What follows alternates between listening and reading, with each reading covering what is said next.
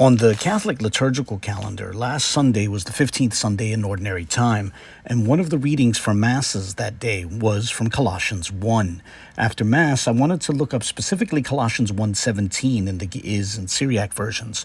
And for those who don't know, Colossians 1:17 is the text which states that all things hold together in Christ, or that Christ is sustaining all things.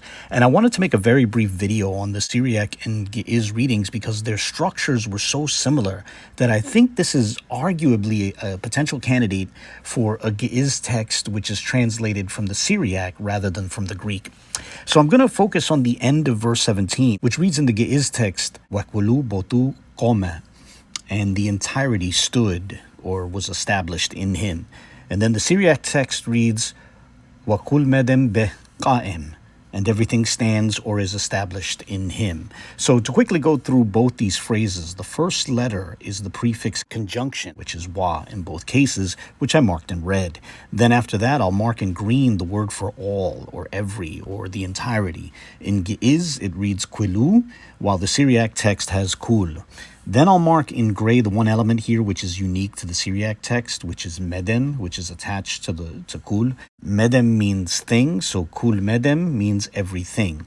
And in blue, I'll mark the next word, which is botu in Geuze and be in Syriac. Now, both of them mean in him, and both begin with that be or bet prefix, which is common across the Semitic languages, meaning in or with. And finally, in brown, I'll mark the verb, which is qoma in the Geuze text and qa'em in the Syriac text. And these two verbs are from the same qaf, wa, mem root that gives us verbs for rising in Hebrew and Arabic. The chief difference is the Geuze verb is perfect tense, while the Syriac verb is an active participle. And what that means is that one would lean towards reading the Geuze verb along the lines of past tense and lean towards reading the Syriac verb along the lines of present tense. So stood versus stands, or established versus is established or is being established.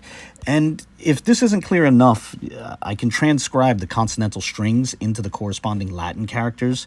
I think this makes it a lot more clear how similar these phrases are.